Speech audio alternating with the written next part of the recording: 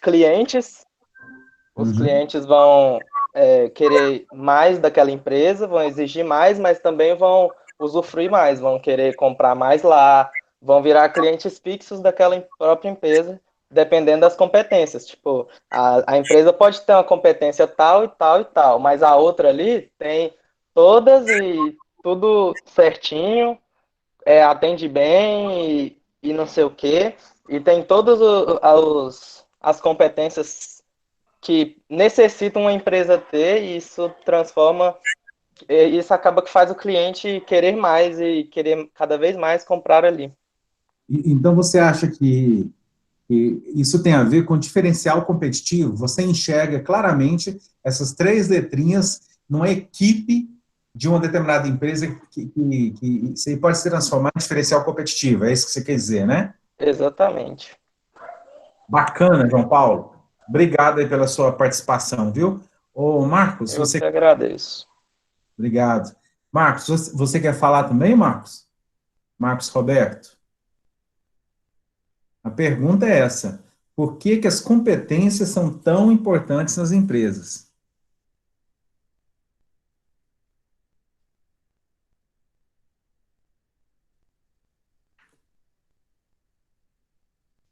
Claro, Marcos. Vai lá, por favor. Pode falar. Ô, boa noite. Boa noite, amigo. Então, eu acho, assim, que hoje em dia, principalmente no mundo que a gente vive, que se fala tanto em engajamento e esse tipo de coisa, e o profissional, quanto mais ele tiver atualizado, então, assim, eu penso que é importante para a empresa que quanto mais o funcionário tiver um crescimento, ele for aprimorando, mais a empresa vai ganhar com aquilo ali. Então, se ela tem uma base forte e ela influencia o funcionário a estudar, a ter um plano de carreira, Bacana, bacana. feedback, principalmente feedback, que eu acho que é muito importante. Então, eu acho que quanto mais o funcionário crescer, ele vai alavancar a empresa junto com ele. Penso que é importante por isso. Gostei pra caramba do que você falou, principalmente quando você entrou no assunto que a gente vai abordar agora, que é o plano de carreira, né? Porque é uma via de mão dupla, né? Se a empresa não criar artifício para ela contingenciar, né, as habilidades, esses profissionais que têm conhecimento, habilidade e atitude, vai para outra. Né? Então, é uma via de mão dupla, viu? Bacana. Obrigado, Muriel. Obrigado, João Paulo. Obrigado, Marcos Alexandre. Mais alguém quer falar antes da gente passar para frente aí? 3 participaram, mas temos ainda... Professor, Sim? complementando aí o que o Marcos falou, esses incentivos aí de estudo que a empresa dá é muito importante.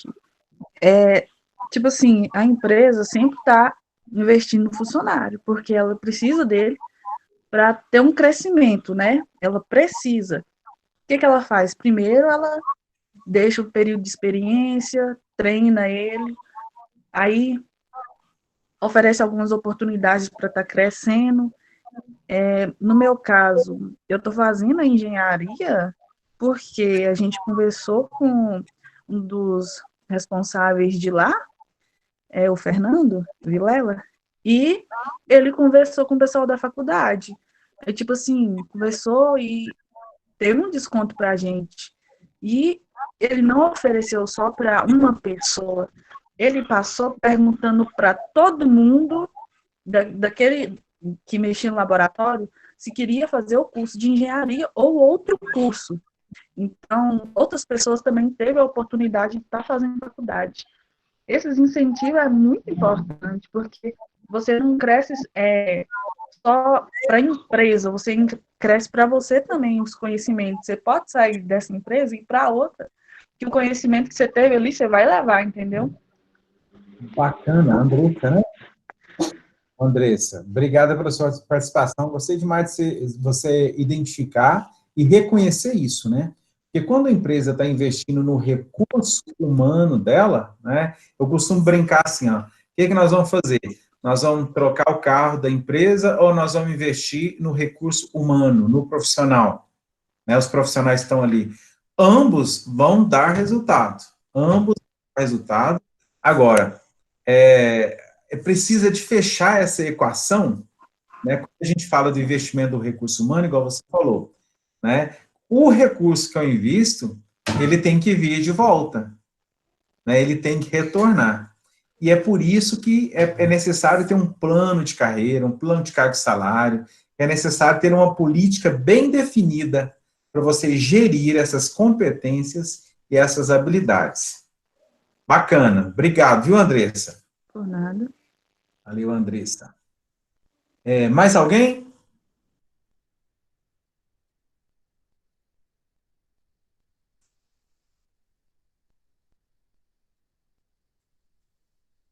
Pois bem. Então, eu acho que nós vamos, então, seguir aqui, tá? Vou colocar já a apresentação aqui para a gente concluir.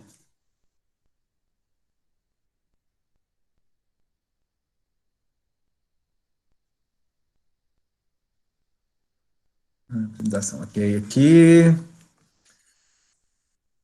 Pessoal, agora voltamos com uma telinha do slide na tela de vocês. Imagino que vocês estão recebendo aí. Mas, afinal, por que as competências são tão importantes para a empresa? Né? Vamos lá, por quê? Vamos avançar. Bom, como eu disse, além de influenciar, né, além de auxiliar a empresa assim, a contar com os colaboradores bem capacitados e que contribuam, eu falo contribuir positivamente, tá? Contribuir com a empresa a uma série de, digamos, fatores, de variáveis que fazem com que essas competências, que a gente chama de competência, elas possam ser tão importantes para a organização. É claro que, foi até bom a Andressa ter colocado, temos que reconhecer que a empresa está investindo na gente, está acreditando na gente. Por outro lado, também, a empresa quer o seu retorno, né? A valorização das pessoas, conforme você vê aí na tela, né, não é simplesmente dos funcionários que atuam na empresa. Voltando, a valorização das pessoas que atuam na empresa leva, por exemplo, a pensar seriamente na questão da gestão do conhecimento. Tá? Por que eu falo que é uma estrada de mão dupla? Por causa da identificação do trabalho, né? A integração do empregado num todo. O que é a identificação do trabalho que eu quero dizer aqui? Você imagina que a pessoa deve... Isso é uma máxima que a gente ouve. Tem que gostar do que faz, correto? Beleza. Por isso que a qualidade de vida, a satisfação, a confiança, são, assim, coisas muito importantes para a gente montar nesse quebra-cabeça. Segundo, a integração do empregado num todo, né, do funcionário, do colaborador, como queira, né? Porque cada pessoa, ela tem que acreditar que você, Andressa, você, Marcos, você, Muriel, você, João Paulo, vocês têm que acreditar que vocês são essenciais no grupo e ter a percepção que vocês estão integrados no todo, né? Já viu o quebra-cabeça? Pois bem, bonitão lá, que é 1000 peças, né? Mas se faltar alguma peça ali, você percebe a diferença. É importante que a empresa reconheça e que o funcionário reconheça, né? O talento e a capacidade. Todo ser humano, eu, você, seu colega que está do seu lado, né? Não tão do lado, seu colega de trabalho, tem talento, tem habilidade. Cabe à empresa procurar identificar esses talentos, identificar essas habilidades, dando espaço para o desenvolvimento dessas, vamos dizer assim, novas atividades, novos desafios, né? Imagina, você tá fazendo um estágio lá no laboratório, surge uma vaga permanente. Quem que é o primeiro interessado nessa vaga? É você. E a empresa tem que conhecer, tem que reconhecer que você já está um passo à frente e você pode ser muito bem aproveitado, né? Descobrir as potencialidades. O profissional, o empregado, o colaborador, qual o nome que você queira dar, que busca aprimorar, ele deve receber um incentivo. A Andressa falou bem aí, né? Deve receber um incentivo, porque com certeza ele vai conquistar novos espaços do conhecimento, e aquele novo espaço do conhecimento vai agregar onde? Vai agregar aos valores da empresa, aos valores que a empresa tem hoje, correto? Valores pessoais.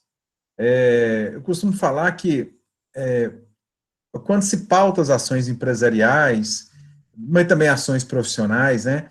Assim, em valores como justiça, como honestidade, valorização pessoal, respeito independente do nível que esteja, estratégico, tático, operacional, e dignidade, as coisas funcionam bem melhor.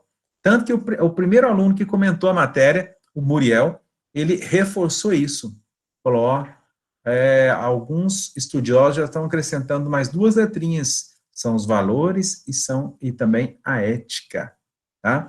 E, por fim, a criatividade e a inovação, né? A empresa, ela tem que desenvolver essa capacidade criativa nas pessoas, ela tem que buscar forma, assim, de realizar o objetivo, não simplesmente desistir de inovar só porque algo não deu certo, né? Ah, não, vamos tentar outra forma. Não, tem que desenvolver a criatividade aliado à inovação.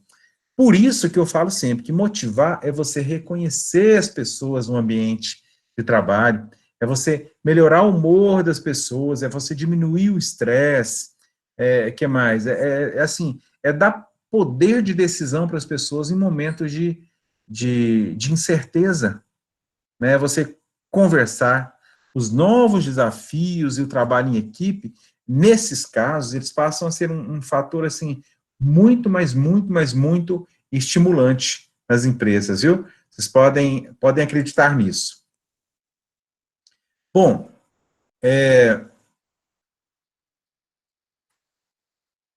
acho que até já falei, porque tá com 2 slides aí, vamos lá.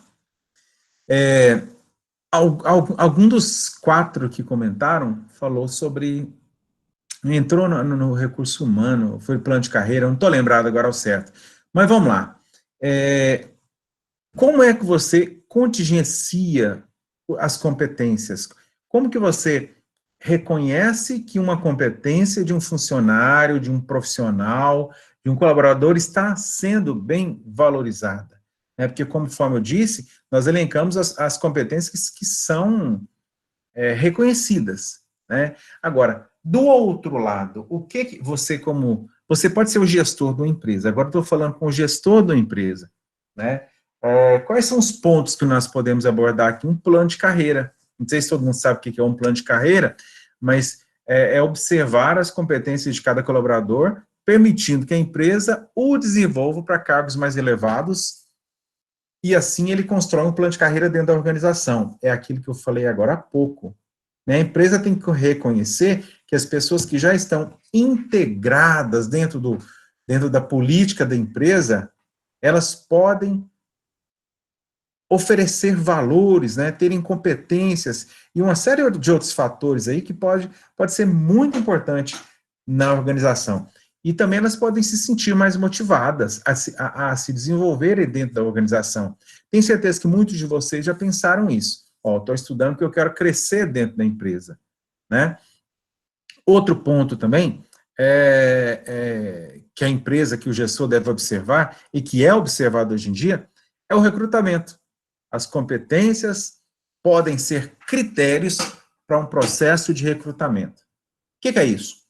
Você observa os conhecimentos, observa as habilidades ali do Muriel, do João Paulo, observa as atitudes da Andressa, né, do Marcos Alexandre ali, a atitude que eles tiveram de responder, né? Você observando a atitude de uma pessoa, você contribui, então, para que a empresa encontre um caminho ideal para inserir aquela pessoa dentro do seu quadro de trabalho.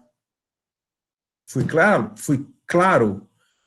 Durante o processo de trabalho, você está sendo recrutado. Sim, isso é fato, né? Gestão do conhecimento. As competências são importantes para o desenvolvimento da gestão do conhecimento. Faltou a letra D. ferramenta essencial para manter o nível de conhecimento, habilidade e atitude dos colaboradores. Pois bem, meus queridos amigos, a gestão do conhecimento é uma prática, tá? A gestão do conhecimento é uma prática, é estimular o aprendizado, mas é aquele aprendizado colaborativo, sabe? Entre todos os profissionais da empresa, para que, isso aqui não é para chover no molhado, não, se fala muito isso, mas eu estou falando a técnica de que um ajude o outro a se desenvolver. Não é fácil, isso não é fácil. É muito difícil, eu sei, tá? Porque hoje em dia há muita... A gente mesmo estimula a competitividade dentro das empresas. Só que essa competitividade, ela tem que ser pautada por valores éticos, por valores pessoais, por uma série de valores que não permita que dentro de uma empresa você então, cause um mal maior com essa competição, com essa competitividade. Ok? Só reforçando aí, ó, né, e delimitando aquilo que a gente já falou lá atrás, quando eu falei de recursos financeiros, humanos, né, os recursos da empresa. O papel do recurso humano é encontrar, atrair e manter as pessoas, que tem uma função estratégica de envolver o todo, planejamento na quantidade, na competência das pessoas, recrutamento e seleção, que eu acabei de falar, treinamento e desenvolvimento, avaliação de desempenho, remuneração, higiene, saúde, segurança no trabalho e gestão de pessoas. Eu só coloquei esse quadro aí para você ficar pensando, para você pensar nesse quadro e aliar com tudo isso que a gente falou na data de hoje, certo? Nós vamos aprofundar muito nessa área de recurso humano, mas devido ao avançar da hora, eu sei que ainda vou ter que dar um tempinho aqui ainda para as perguntas, né? Nós vamos aprofundar os recursos humanos na próxima aula, e até para não confundir muito também, porque eu vi aqui que foi acelerado. A programação da aula de 1h40, nós conseguimos concluir ela. Bom, eu vou agora finalizar, finalizar a parte expositiva. E eu tenho 10 minutos para vocês deixarem as suas dúvidas. Eu sei que hoje eu fui um pouquinho mais acelerado, mas eu vou deixar também esse link lá no YouTube e colocar na descrição. Mas eu preciso de vocês para duas coisas. Primeiro, sobre as dúvidas, sobre os comentários. E depois, também, deixando o feedback da aula. Só um minutinho agora.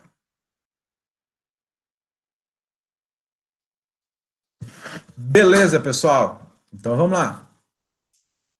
Antes de concluir, dúvidas a respeito da aula de hoje? Eu sei que foi um pouquinho acelerado isso, mas a gente vai compensar. Andressa, não. Ô, Glauber. Oi, pode falar. Só te perguntar uma coisa. Eu estava vendo você falando da pirâmide. Eu estou lendo um livro que ele fala sobre tema de liderança, essas coisas. E ele fala que tem não sei se é uma teoria nova que está surgindo, é que muitas das organizações deveriam virar a pirâmide. No caso, a pessoa que, igual você falou lá, que causa muita discórdia quando você fala quem está lá em cima, na pirâmide e tal. Então, ele fala que a pirâmide deveria ser ao contrário. O pessoal de baixo ter contato direto com o cliente, porque são as pessoas que estão embaixo que realmente sabem executar a determinada tarefa, tal, o que foi colocado ali para o funcionário. O que você acha disso? Então, Marcos, eu vou até te pedir para depois você compartilhar com a gente o nome desse livro aí, que é importante demais a gente ter visão diferente do contexto já existente, né? É aquilo que eu falei na primeira aula. Quem sabe ali daqueles 40 e poucos, mais de 50, eu acho, né, pode sair uma pessoa com uma teoria administrativa futura que, ao ser aplicada, ela confirme uma melhoria de resultado. Sabe por que eu estou falando isso? Todas essas teorias que nós estamos estudando, elas foram testadas, aplicadas e deu um certo resultado. Agora, o melhor eu vou te falar agora. Muitas teorias que a gente não estuda foram aplicadas e rejeitadas. Então as teorias não são só essas que a gente estuda? Não, são milhares, né? Quero até acrescentar uma informação aqui. Perguntaram para o Thomas Edison, né, o inventor da lâmpada, falaram, mas por que você não desistiu depois de tanto fracasso? Porque, segundo os livros de história, foram 2.000 tentativas até que ele inventou a lâmpada elétrica, né, a incandescente. Então, ele falou assim, não, eu não fracassei não, foram 2.000 passos. Né? Então, ele foi testando, qual que era o objetivo dele? Era construir e inventar a lâmpada elétrica, né? Só que ele não se deu por vencido pelos, como é que fala? Pelos fracassos, né? Então, agora, eu tenho duas coisas para te falar, Marcos. Primeiro, uma teoria aplicada, né, ela pode trazer bons resultados, né? Você me fez lembrar uma situação de uma grande empresa aqui em Paracatu, uma das maiores. Eu era muito próximo do gerente geral que foi embora.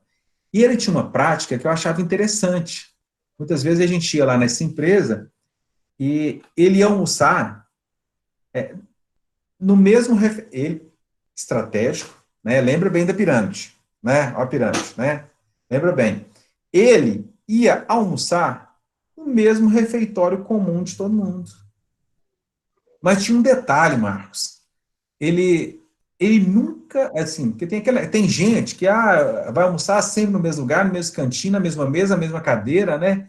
No mesmo restaurante, a lanchonete da mesma forma. Tem gente aí da faculdade que vai lanchar, é sempre o mesmo lanche, sempre o mesmo cantinho, sempre lá no cantinho da escada, enfim. Esse gerente geral, um executivo de grande sucesso, ele tinha uma prática. Ele nunca almoçava no mesmo lugar. E ele sempre sentava em uma mesa que já tinha alguém. De preferência, alguém que ele não tinha almoçado no dia anterior. Qual que é a teoria? É a teoria desse achatamento que você falou. Tá? Por mais que deva existir, que tem que existir, estratégico, tático, operacional, essa pirâmide, a ponta da pirâmide, se aproximou muito da base da pirâmide. E aquela conversa, aquele almoço, faziam duas coisas.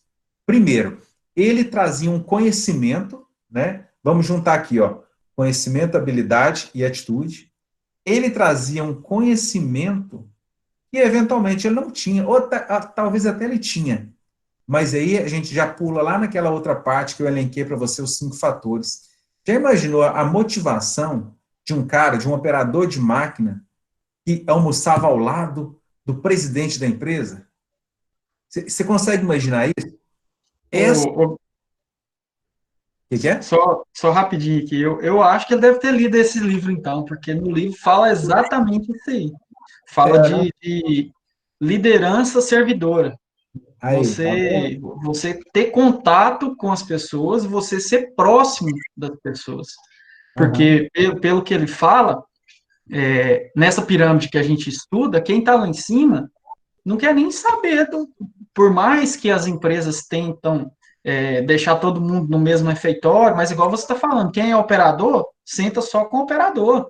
Quem é técnico, senta só com o técnico. Quem é gerente, senta só com o gerente. Não tem. Assim, eu já trabalho na área de mineração tem 12 anos, mais ou menos, e eu nunca vi isso. Nunca vi, assim, é uma coisa que, para mim, é revolucionário, entendeu?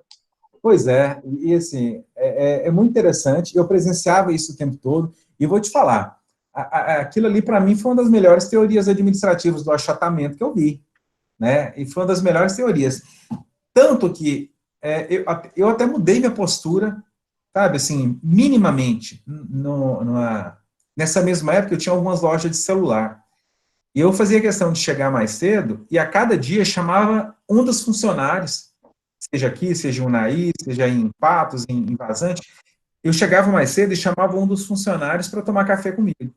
E eu constatei essa teoria administrativa do achatamento ali na prática, sabe, Marcos?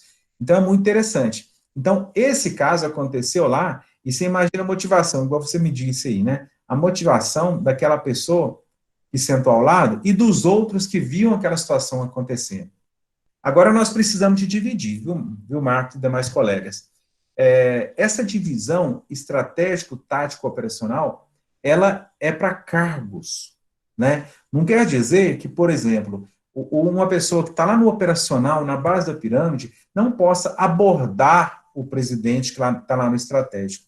Mas no momento de tomada de decisão, quem toma decisão é quem tem que tomar decisão estratégica, né? Você imagina agora, nesse momento que nós estamos vivendo aí de pandemia, quem foi que tomou decisão sobre parar ou continuar as atividades da empresa que trabalha ou de qualquer uma outra grande cidade?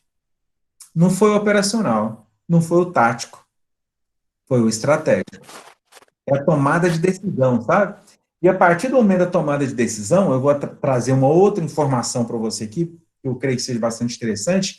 O estratégico tomou a decisão, né, baseado nas informações, baseado no feedback e baseado ali no conselho que ele ouviu, né? Mas quem que operacionalizou essa parada? Foi o tático. O tático são os supervisores, os líderes, aqueles que estão ali no meiozinho da pirâmide, sabe? Então, é interessante mais a gente constatar, né, essas diferenças, mas é interessante mais também a gente verificar o quanto algumas teorias não provadas funcionam, né? Provada, sim, eu falo não provada porque não está documentada, mas nós dois conhecemos uma realidade, e agora, você no seu livro e eu na prática, conhecimento e prática, dessa realidade de aproximar o estratégico do operacional. Beleza, Marcos? Beleza, beleza.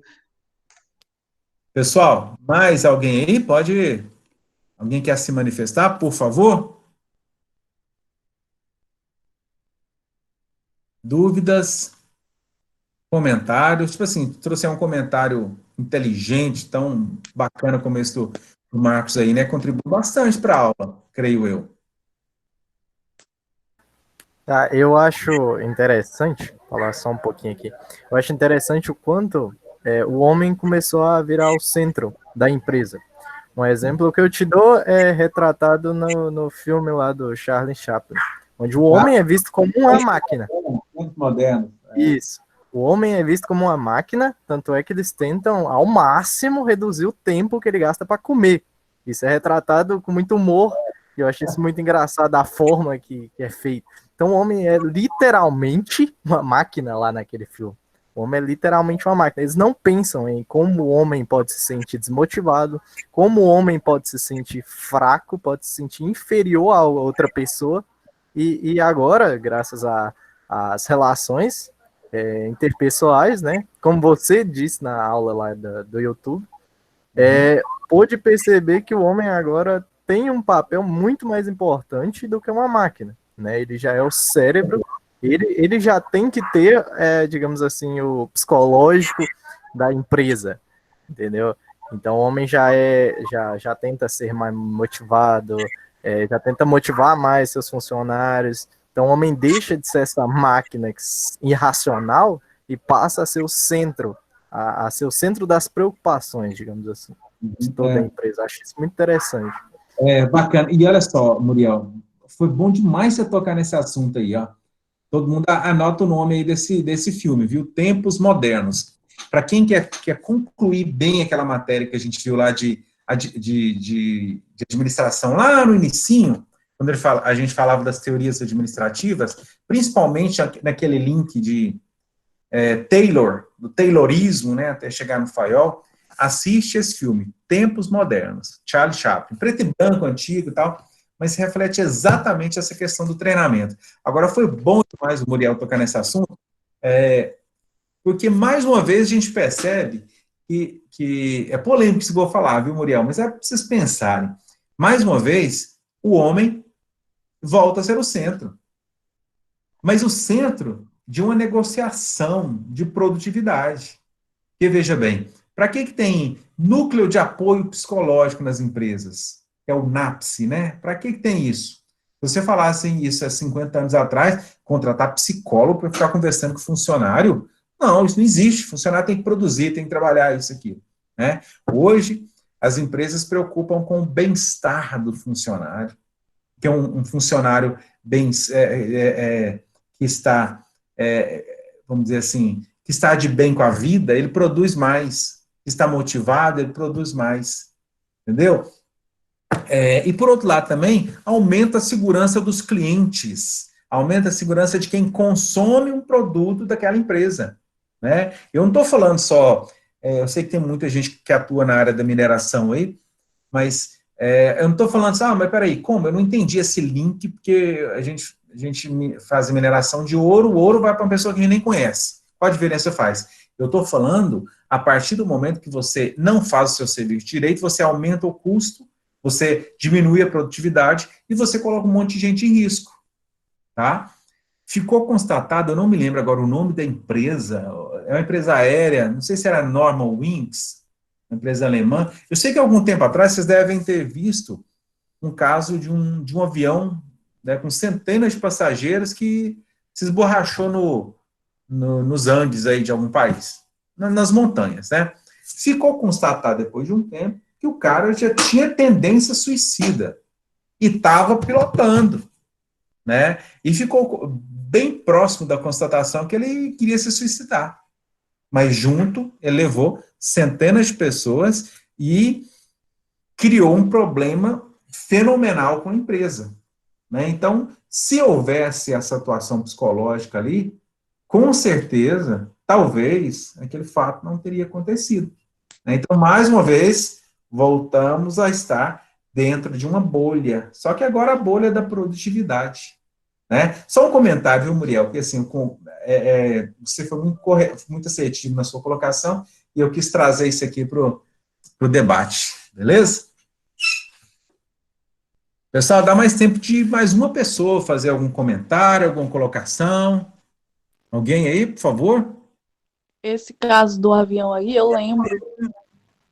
Tipo assim, eu acho que a pessoa tendo um plano de saúde, ter acesso a um psicólogo é muito importante. Porque, por exemplo, teve esse caso do avião. E tem outras pessoas que também têm contatos com várias outras coisas que pode causar acidente, motorista de ônibus, né, de van, que leva criança, essas coisas. E laboratório também. Uma pessoa pode pegar algum produto químico ali e soltar alguma coisa que dá um vapor ali, sufoca, mata todo mundo que está dentro do lugar fechado, né? Então, isso é importante também. Excelente exemplo, sim, viu, Andressa? Excelente exemplo.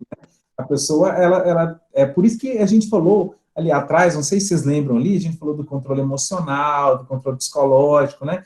Não é assim, chegar e bater o prego para trabalhar, né? Ela tem todo um contexto, tem toda uma área ao redor dela. Quero até falar um exemplo, você falou em laboratório, Andressa, eu não sei se todos já estão atentos aí a essas questões aí com relação ao coronavírus, as milhares de teorias a respeito do surgimento de um vírus.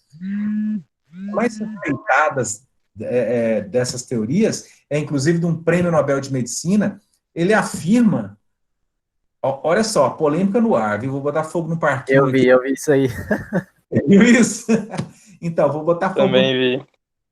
Gente, um prêmio Nobel de Medicina, ele afirmou, falou, coronavírus, o vírus aí, né, surgiu acidentalmente dentro de um laboratório lá na cidade de Wuhan, na China. E ele, assim, ele mostrou com comprovações científicas. Tanto, assim, ele foi assertivo que, tirando a República nada democrática da China, também, Marcos, tirando eles que se defenderam de forma diplomática, né, não há evidências, papapá, há 2 anos atrás o laboratório foi notificado. O mesmo laboratório que ele falou que pode ter surgido o vírus lá, né? Então, eu deixo para vocês pensarem, juntando o exemplo da Andressa, que foi muito inteligente ali, né? Uma pessoa no laboratório, se ela fizer uma coisa errada, ou se ela estiver despreparada, o psicológico abalado, ela pode causar morte de pessoas. E aí? Né? Enfim, não vou entrar nesse detalhe, vocês têm agora 4 minutos para ir no banheiro, ir lá na cantina, tomar um lanche, tomar água e voltar para a próxima aula. Aí depois, se alguém tiver alguma dúvida, pode deixar lá no chat, viu?